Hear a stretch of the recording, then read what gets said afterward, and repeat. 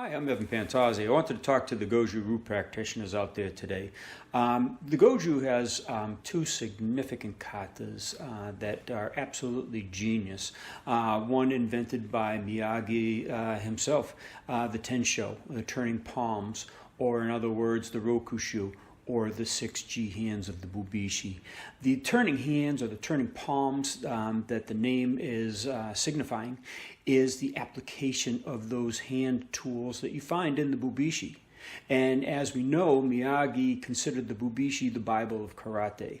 And why did he? Okay, because there were two main concepts in there, or two main theories. One being the white crane theory, one being the black tiger theory, predominantly the white crane.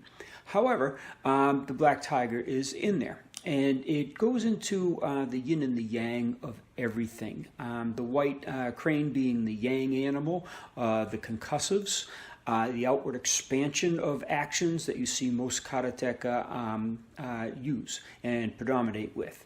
And then you see the black tiger, which is the yin animal, or the compressive and constrictive application, or animal style, if you will, and you see more grapplers take care of that.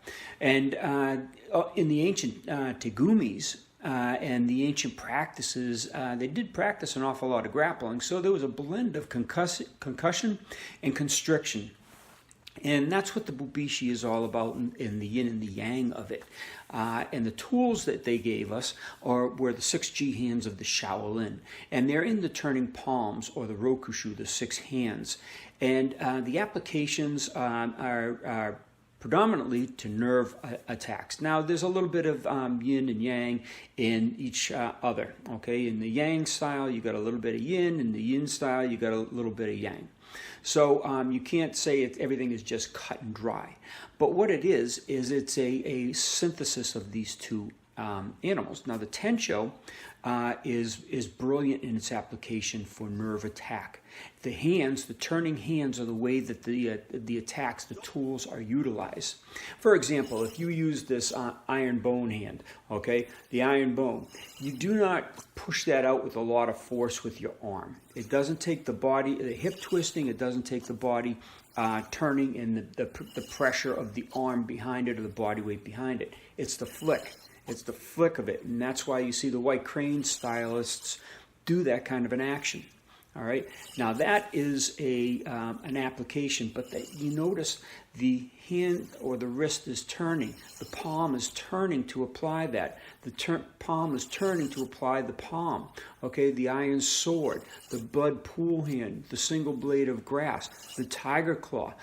They all turn. Hence the name Tensho, turning palms. That's to show you that the application of those 6G hands are meant to be twisted at the wrist. That's where the power is generated. And that's why, as you get older, you can maintain your prowess that you've built up over the decades, because it's not relying on muscle speed and strength. Now, the Seiunchin, on the other hand, is a genius of the black tiger, a genius form. Where it came from, nobody really knows for sure. Okay, the stories are it's out of ancient China, which would make sense because that's where the crane techniques came from as well. Now, the Seiunchin is a master stroke kata, because the very actions from the very first movement into the hands coming down, it all depicts the blood system of the body and how the blood flows throughout the body. Now, I've put together 2 videotapes for these 2 katas specifically. The first one, the Tensho, is for the white crane nerve attacks. And just I've given you the tools, some applications, going through it in the synthesis of the form as a targeting and tool drill. Then I got into a Tegumi, which is a two-man passive-aggressive fighting action and a drill that you can practice over and over to fine-tune your targeting in more hostile action. All right, and then I got into the Tuite. And believe it or not, when you start taking these, the yin and the yang aspects of everything in the martial arts, you start seeing things so differently. As example, with this iron bone hand that was in the Bubishi, okay? And we were just talking about striking with it with turning the hand. Well, that is also a grappling type of an action for Tuite. All right. As example, you could do a finger lock. Okay, you could do a finger lock by using those actions, the twistings of the hand, but using the yin aspect as opposed to the yang striking aspect. So we go through in that video also a Tuite drill, where you take all the actions from the kata and do a Tuite flow or a joint manipulation flow drill. So that gives you three different dynamics into the Tensho kata itself. Okay, you get the tools and the targeting. You've got a Tegumi, a two-man passive-aggressive fighting drill, so you can pick up the aggression, make it more stressful, still get your targeting in, still using the tools that you developed in your tools drill.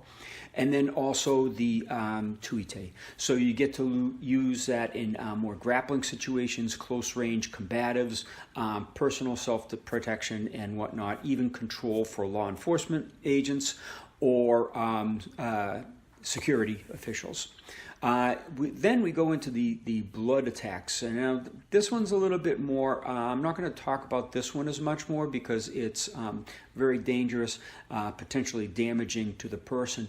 But the Seiunchin gives you all the tools that you need to affect the blood systems, and it gives you the knowledge of the blood flow and the locations of the blood vessels and organs that you need to attack, and it gives you the actions in the kata that actually attack those. All right, it's a very profound kata. It's just amazing, and the effects are just so much more powerful than just nerve strikes alone. So I think these are two of my most important films, and especially for Goju Ryu. If you don't have these ideas that were passed on by the Bubishi, that were passed on by Miyagi-sensei, is passed on in the katas Tensho and Seiunchin, you really owe it to yourself to take a look at these and understand what's going on. And please feel free to comment below or ask any questions, and I can try and guide you through this process. But if you're a Goju guy and you're doing Tensho and you're doing Seiunchin, wouldn't you want to know everything you could about that, especially how to target and how to use them on the anatomical structures, the weaker anatomical structures of the human body?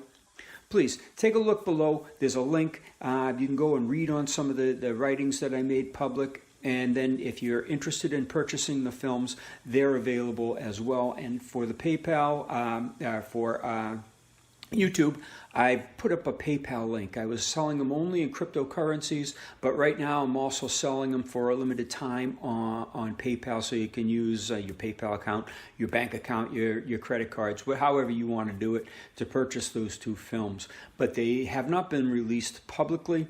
They are on my website only. They're each both about an hour long, okay, and it gets really into depth about the neurological attacks, the blood attacks, and it also shows actual demonstrations so you can pick up on it, learn it, and understand what it's going to do to a human body. So thanks for watching. Please click the link below, and if you like the information, please thumbs up, because that's how YouTube gathers its information and spreads the information around to people. And share it with your share this video with all your Goju Ryu friends and compatriots. Thanks for watching.